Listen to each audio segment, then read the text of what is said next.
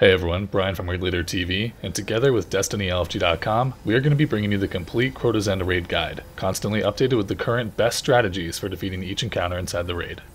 When you first begin the mission, your fireteam will spawn on the moon's surface in front of a large abyss.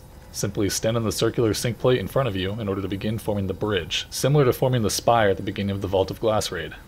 When you are notified of a new mission, you'll know the bridge is complete. Simply move toward the floating platform and fall through the hole in its center.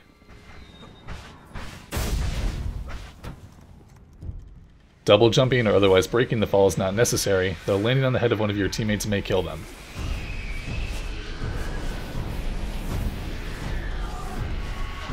Now that your fireteam is together in the darkness, you may begin the first challenge of the raid. However, it would be wise to first pick up the loot chest that spawns in the room next to you before proceeding further. To see our guide on finding the loot chest, simply click the annotation on the screen. Mobile users can check the video description for the appropriate link.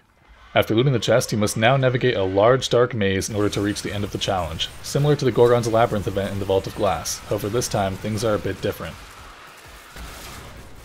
The challenge can be broken down into three main mechanics. The first, over time you will accumulate a debuff named the Weight of Darkness, which lowers your movement speed and maneuverability, stacking up to 10 times. Second, the only way to remove the Compounded Darkness debuff is to stand in the vicinity of an activated lamp. More on that in a second.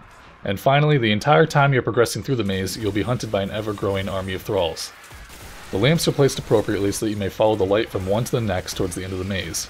Reddit user Weeping Honey created a vector map showing the exact placement of each lamp, shown here.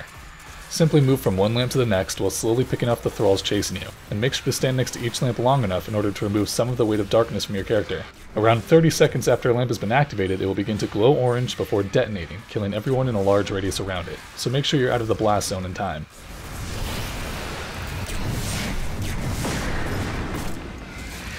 In addition to thralls, knights will spawn at the 9th and 13th lamps. It is usually easier to simply avoid these enemies rather than slowing down to kill them and risk being overrun by the pursuing thralls.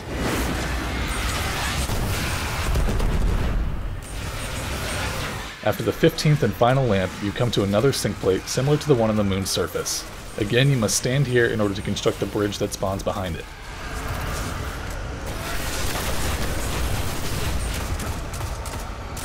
At this point, ogres will spawn from the back and head towards you. They should be immediately focused and dispatched before they can overrun your fireteam.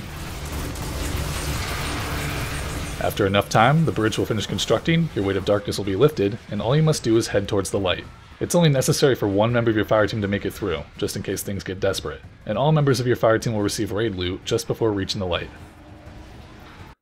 To see our guide for the next section of the raid, just click the annotation on the right side of your screen. Make sure to drop a like or a comment if you found this video helpful.